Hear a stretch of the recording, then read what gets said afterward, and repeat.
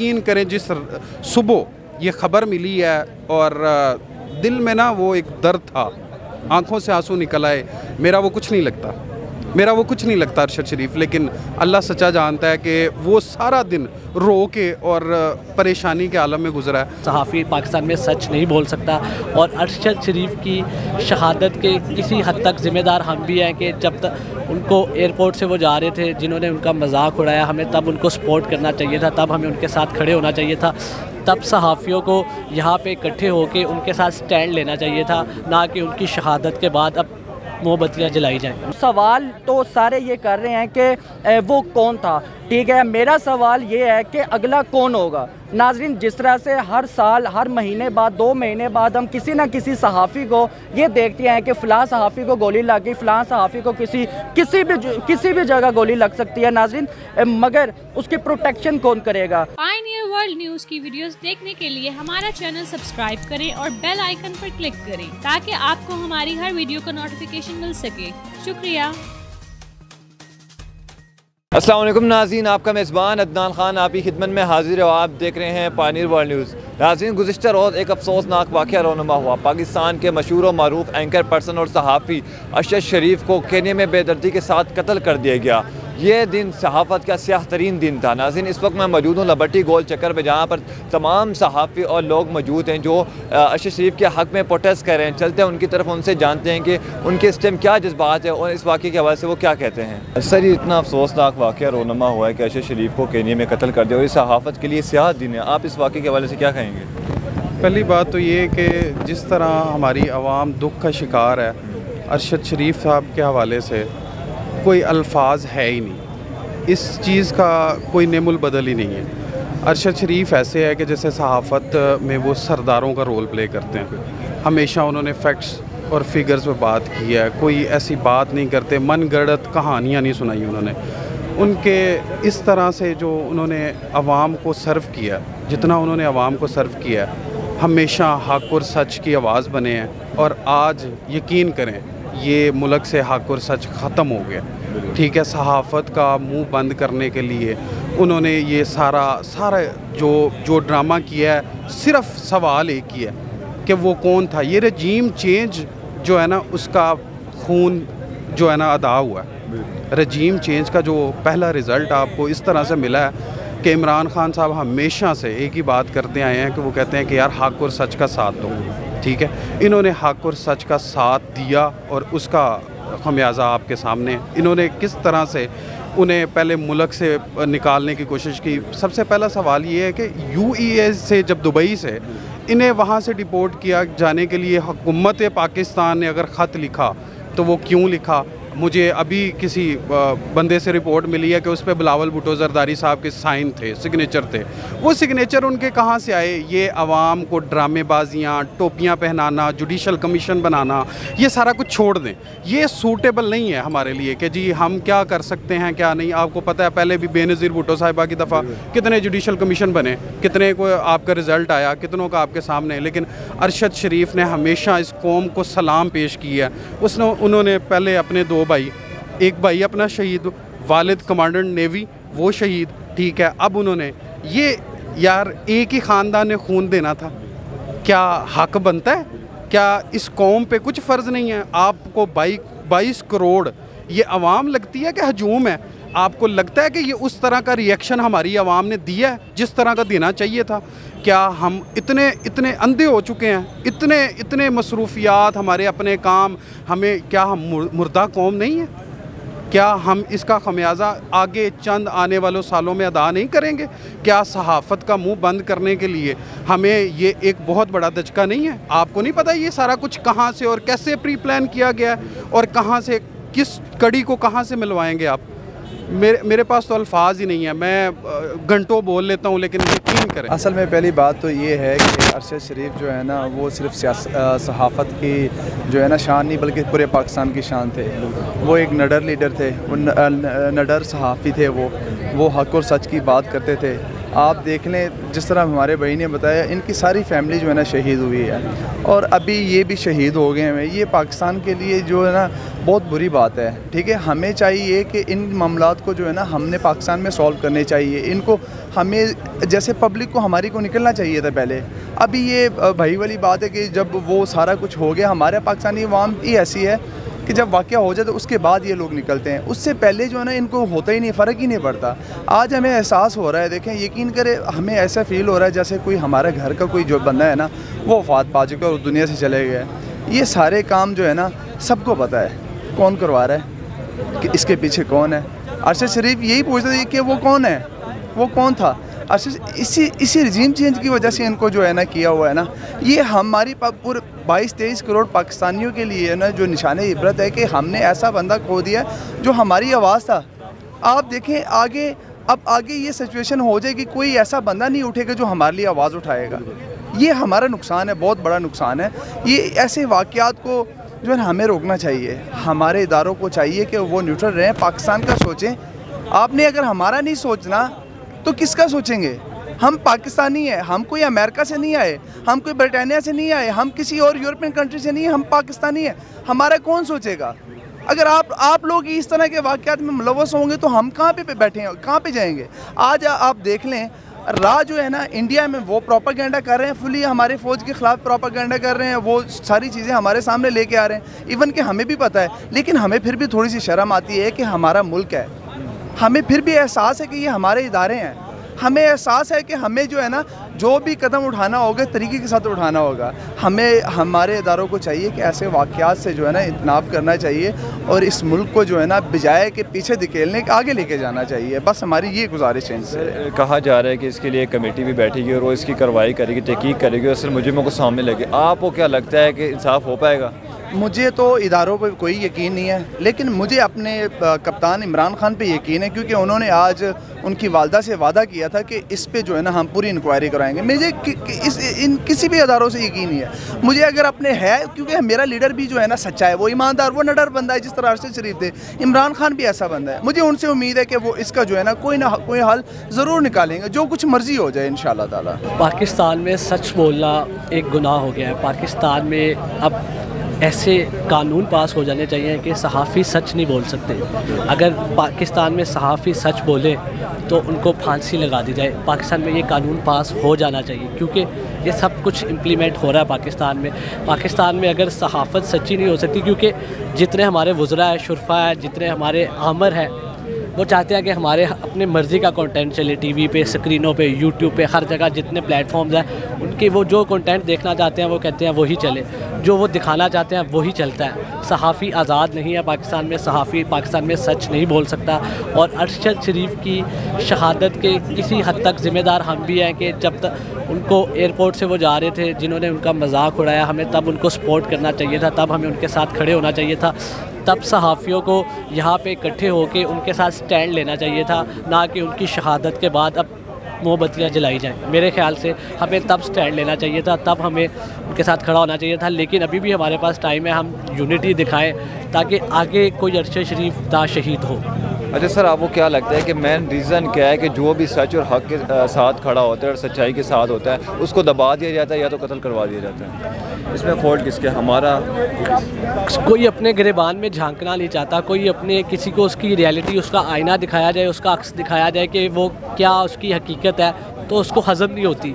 हमारे उमरा, हमारे जो हाकिम है, हमारे पॉलिटिकल लीडर्स हैं और बाकी जो अदारों के सरबराहान हैं, आप भी बेहतर जानते हैं, उनको ये चीज़ हज़म नहीं हुई जब उन्होंने अरशद शरीफ ने उनका सारा चट्टा खट्टा खोल दिया, बताया कि वो कौन था, वो कौन था जिसने पाकिस्तान को तबाह किया, वो कौन था जिसने पाकिस्तान को बर्बाद किया, वो कौन था जिसने पाकिस्तान को इस तबाही के दिखाने पे पहुंचाया कि पाकिस्तान आज बैंकरप्ट हो गया। तो अरशद शरीफ जैसा एक दलेर और निडर सहाफ़ी पाकिस्तान का सरमाया था जो हमने खो दिया।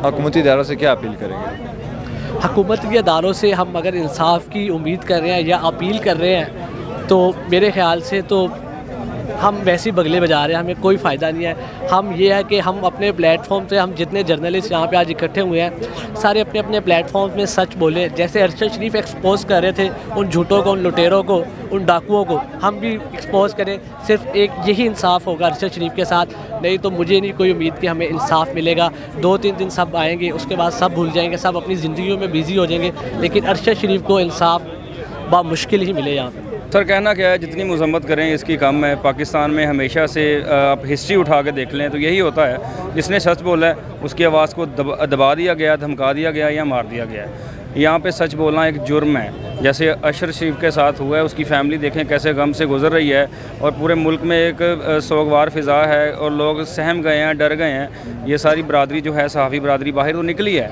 मगर मज़ा ये है कि अगर ये अरशद शरीफ बन के दिखाएँ, ये अभी अपने चैनल्स को वापस जाएंगे, अपनी बीट से, अपनी जो पुलिसी होती है चैनल्स मालकान की, उससे बाहर निकल के काम नहीं करेंगे जैसे उसने काम किया और एयरवाई ने उसको फिर ऑफ़ किया, उसके बाद मुल्क से बाहर भेजा। ये सारी चीज़ें एक दूसरे से जुड़ी हुई हैं, मगर जितनी मजम्मत करें इसकी कम है। सर आपको क्या लगता है कि रीज़न क्या है कि जो भी इधर सच बोलता है, जो सच्चाई का साथ देता है, उसको या तो दबा दिया जाता है या उसको कत्ल करवा दिया जाता है? मेन रीज़न क्या है इसमें? हम खुद ठीक नहीं है या हमारे हुकूमती इदारे ठीक नहीं है? सर हम ठीक नहीं हैं। हमने उन लोगों को ये समझा हुआ है कि उनके बगैर मुल्क नहीं है, ठीक है, जिनको उन्होंने कहा था कि वो कौन था, ठीक है, यही बात उनको लेके जो है वो मौत के घाट में उनको जाना पड़ा। बात करने का मकसद ये है कि पाकिस्तान में अगर ये कौम स्टैंड ले ले, अगर इनको अपनी कदर पता चल जाए, ये सच बोलना शुरू कर दें, सच्चाई का साथ देना शुरू कर दें, तो ऐसे वाक़यात रूनुमाई ना हों। ये चीज़ें चलती आ रही हैं, ये कौम ने कभी अपनी गलतियों से कभी नहीं सीखा। लियाकत अली ख़ान से लेके अरशद शरीफ तक यही चीज़ें चल रही हैं, ना कभी इन्वेस्टिगेशन में कुछ सामने आया है, ना कभी किसी को पाया तकमील तक पहुंचाया गया है, और यही अलमिया चल रहा है। अच्छा सर, आपको क्या लगता है कि इस वाक़ये के बाद वो लोग जो सच बोलते हैं, जो सच्चाई का साथ देते हैं, वो सच बोलना छोड़ देंगे? सर सच बोलना तो नहीं छोड़ देंगे, मगर इफ़ेक्ट तो पड़ता है, फ़र्क पड़ता है। 2-3 लोगों को जब ऐसे किया गया, साबिर शाकर को ऑफ एयर करके उसको मुल्क से बाहर जाने पे मजबूर किया गया, अपनी जान बचा के बेचारा वहाँ बैठा हुआ है। अरशद शरीफ के साथ भी सेम हुआ है। इमरान खान को भी डेली धमकियाँ मिलती हैं, इमरान रियाज खान को, वो भी उनको फेसिस कर रहे हैं, उनके ऊपर भी मुकदमात थे। समी इब्राहिम साहब हो गए, जितने भी जर्नलिस्ट हैं जिन्होंने सच बोलने की कोशिश की, उनको डराया गया है, उनके ऊपर FIRs बनाई गई हैं, बिला वजह के मुकदमात बनाए गए हैं, उनको किसी न किसी तरीके से डिस्टर्ब करने की कोशिश की गई है। मगर जिसने सच बोलना है मेरे भाई, उसने सच बोलना है, और जिसने अपनी बीट के अंदर रह के, अपने चैनल की पॉलिसी के अंदर रह के, एक पॉलिटिकल बीट के अंदर रह के जिसने काम करना है, उसने वही काम करना है। बाकी आपको सभी पता है कौन लफाफा है, कौन क्या है, जो सच बोलता है वो। सर सबसे पहली बात यह है कि सहाफ़त को हमेशा से दबाया जा रहा है। कोई भी शख्स बोलने लगता है तो उसकी आवाज़ को हमेशा दबा दिया जाता है। अरशद शरीफ साहब वो अपनी ज़ात के लिए नहीं बोलते थे, उनके पास इतना पैसा था, उनका इतना बैकग्राउंड अच्छा था कि वो कुछ भी बोलते, हल्का फुल्का सा इंटरटेनमेंट भी रखते, वो अपनी ज़िंदगी को बआसानी गुजार सकते थे। मगर उन्होंने इस माशरे की बुराइयों को देखते हुए, और जो हमारे माशरे में बड़े पैमाने पर करप्शन किए जाने वाले कुछ ऐसे सियासतदान थे, उनके राज फाश किए, तब से उनकी निगाहें अरशद शरीफ पर पड़ी रही है। अरशद शरीफ साहब को दुबई भेजा गया, दुबई गए हैं, दुबई में कुछ ऐसे हालात वाक़यात उनके सामने कर दिए गए कि उनके पास 2 ही रास्ते थे। यूरोप में तो वो जा नहीं सकते थे, वीज़े का कोई ऐसा इशू बन गया, या फिर वो अफ्रीका या कीनिया वगैरह जा सकते थे, या श्रीलंका के कुछ ऐसे हालात थे जिस वजह से उन्होंने मुनासिब नहीं समझा श्रीलंका में जाने का। उन्होंने कहा कि यार श्रीलंका जाना मुनासिब नहीं है, वो कीनिया चले गए। अब सवाल तो सारे ये कर रहे हैं कि वो कौन था, ठीक है। मेरा सवाल ये है कि अगला कौन होगा। नाज़रीन, जिस तरह से हर साल, हर महीने बाद, 2 महीने बाद हम किसी न किसी सहाफ़ी को ये देखते हैं कि फ़लाँ सहाफ़ी को गोली लग गई, फ़लाँ सहाफ़ी को किसी भी जगह गोली लग सकती है नाज़रीन, मगर उसकी प्रोटेक्शन कौन करेगा? ये गवर्नमेंट रिस्पॉन्सिबिलिटी नहीं है। सहाफ़ियों के हकूक़ कौन देगा? अगर गवर्नमेंट इस चीज़ को ज़्यादा अहमियत नहीं देगी तो फिर कौन देगा? ये बेसिकली सहाफ़ी लोग अपने घरों को रिप्रेजेंट नहीं कर रहे होते, घरों से पहले ये हमारे पाकिस्तान को, हमारे माशरे को, हमारी हुकूमत को, हमारे मुल्क को, कौम को रिप्रेजेंट कर रहे होते हैं। अगर हमारे माशरे की ये नेगेटिविटी बताते हैं तो वो जो हो रही होती है उसको इसलिए बताया जाता है ताकि आइंदा जो करने वाला हो वो इबरत का निशाना बन जाए, और वो जो उनसे लोग हैं वो उस चीज़ से सबक सीखे कि यार हमें ये हरकत नहीं करनी, अगले बंदे को इबरत का निशान बनाया गया है तो हम ये हरकत कभी भी नहीं करेंगे। तो मेरा सवाल यही है कि इनके हकूक़, इनके तहफ़्फ़ुज़ का ज़िम्मेदार कौन है? हमें गवर्नमेंट, हमें हुकूमत कहीं भी नज़र नहीं आती सहाफ़ियों के तहफ़्फ़ुज़ के लिए, तो आखिर इन्होंने अपनी प्रोटेक्शन खुद ही करनी है। अगर ये ज़ात के लिए, अपनी ज़ात के लिए, तो ये कुछ भी कमा लेते हैं, अच्छी सैलरी होती है सहाफ़ियों की, ये घर बैठे फिर इनको बोलने की क्या ज़रूरत है? ये हमारे माशरे को रिप्रेजेंट कर रहे हैं, तो गवर्नमेंट को चाहिए कि इनका तहफ़्फ़ुज़ इनको दिया जाए जो इनका हक़ है। ये पूरे पाकिस्तान के लिए आज एक ऐसा दिन है कि इसे अल्फाज में बयान करना बहुत मुश्किल है। इस टाइम हर बंदे के लिए अल्फाज में बयान करना बहुत मुश्किल है कि कुछ दिन पहले, कुछ रोज़ पहले, कुछ माह पहले, कुछ साल पहले उसने अपने एक बेटे को उतारा था, कब्र की लहर में उतारा था, फिर उसका बाप शहीद हुआ, अब वो ख़ुद भी शहीद हो गया। इसे कत्ल का नाम नहीं देना चाहिए मेरे हिसाब से। क्यों? वो शहीद हुआ है, उसको शहादत का मकाम मिला है, ठीक है। और इसके अलावा हमें चाहिए, पूरे सहाफ़ी बरादरी को चाहिए, मैं देख रहा हूँ सहाफ़ी बहुत ज़्यादा यहाँ पे आए हैं लेकिन उस तरह से शिरकत नहीं की जिस तरह से शिरकत करनी चाहिए थी उनको, ठीक है। मेरे हिसाब से पूरे पाकिस्तान के चैनल्स को निकलना चाहिए, एहतजाज करना चाहिए। हमारे पास सिर्फ एक हक़ है, वो क्या है? एहतजाज का हक़ है, और वो हम करेंगे क्योंकि नेक्स्ट जो निशानी है, नेक्स्ट सहाफ़ी हैं, वो शहीद ना हो हमारी वजह से। क्यों? वो हमारे लिए काम करते हैं, वो हमारे मुल्क के लिए काम करते हैं, वो मुल्क, वो हमें आज़ाद, गुलामों से आज़ाद करवाना चाहते हैं। उनको ये भी पता है कि किसने शहीद किया है, ठीक है, किसने मरवाया है। सिर्फ अवाम खामोश है, ठीक है, अवाम को खामोश रहने दें। मैं ये चाहता हूँ कि अदारों पे ब्लेम ना आए, ठीक है। अवाम इतनी आगे ना चल जाए कि अदारों को हाथ डालना शुरू कर दे। अवाम को चाहिए कि अवाम आए, ठीक है, एक पुरअमन एहतजाज करें, एहतजाज रिकॉर्ड करवा के जाएँ अपना, ठीक है, ताकि कल जो आने वाले थ्रेट्स हैं हमारे सहाफ़ियों को, इस टाइम आप भी नहीं महफूज, मैं भी नहीं महफूज, पाकिस्तान में कोई भी महफूज नहीं है, कोई भी इस टाइम महफूज नहीं है, आप भी नहीं महफूज, मैं भी नहीं महफूज। क्यों नहीं महफूज? कि जो हक़ की बात करता है उसे खामोश करवा दिया जाता है। क्यों खामोश करवा दिया जाता है? हम पाकिस्तानी हैं, हम पाकिस्तानी शहरी हैं, हम यहाँ पे टैक्स पेड करते हैं, हम हर चीज़ पेड करते हैं यहाँ पे, हमें क्यों खामोश करवाया जाता है? पाकिस्तान को एक, हर सियासतदान आता है, हर सियासतदान ये कहता है कि जी हम पाकिस्तान को एक आलमी ताकत बनाएंगे, ये करेंगे, वो करेंगे, ठीक है। इमरान खान साहब ने बड़ा अच्छा रोल किरदार किया। जो बंदा बोलता है, जो उनको हार डालते हैं, उनको पीछे कर दिया जाता है। क्यों किया जाता है? क्या वजह है? हुकूमत इदारों से क्या अपील करें? मैं हुकूमत पाकिस्तान से अपील करना चाहता हूँ, मैं नवाज शरीफ से अपील करना चाहता हूँ, नवाज शरीफ तो बाहर, शहबाज शरीफ से अपील करना चाहता हूँ कि आप इसके खिलाफ कोई सीरियस एक्शन लें, ठीक है, ताकि आने वाले जो सहाफ़ी हैं उनको बड़े थ्रेट्स हैं, इसके अलावा बड़े सहाफ़ी हैं जिनको बहुत ज़्यादा थ्रेट्स हैं, ठीक है, उनकी जान को महफूज किया जाए खुदारा, ठीक है। मैं स्टार्ट करूंगा इस बात से कि जुल्म जब बच्चे जन रहा हो गली कूचों में, अदल को भी साहिब औलाद होना चाहिए। आपको, मुझे और हर पाकिस्तानी को पता है कि इस सारे मामले के पीछे हिस्ट्री क्या है, बैकग्राउंड क्या है। कोई 1920 का कोइंसिडेंस तो हो सकता है इस सारी सिचुएशन के अंदर, लेकिन 1920 और 1991 में बड़ा फ़र्क है। लाइक के दिस काइंड ऑफ कोइंसिडेंस को सोचना कि ये एक पूरा बैकग्राउंड था जिसमें 3 महीने से एक चैनल बंद कर दिया गया और एवरीवन नोस के उसके पीछे कौन है, कौन से अनासिर हैं। उस चैनल को थ्रेट्स की गई और एक पाकिस्तान का एक टॉप रैंकिंग का चैनल ARY बंद कर दिया गया। किस लेवल के वो पावरफुल लोग होंगे जिन्होंने उस चैनल को बंद करवाया और फिर उस चैनल को अपनी एक्टिविटीज़ को रिज्यूम करने की जो शर्त रखीगी वो ये रखीगी कि अरशद शरीफ को फारग कर दिया जाए। और उस चैनल पे भी किस लेवल का प्रेशर था, दबाव था कि एक person who is the backbone of the channel, 10 साल से वो बंदा उस मीडिया का पार्ट है, they have a strong allies with him, लेकिन उनको उसको फायर करना पड़ा। यही बात ख़त्म हो जाती तो चलें, the things could be good. उसको नौकरी से निकाला, फिर उसको घर से निकाला, उसके घर का घेरा तंग किया गया, उसके बाद उसको इतना तंग किया गया कि उसको मुल्क से निकाला। मुराद सईद ने प्रिडिक्शन की कि उसके सर की कीमत लग चुकी है, उसको थ्रेट्स हैं। इमरान रियाज ने किया, उसके बाद श्री मज़ारी ने किया।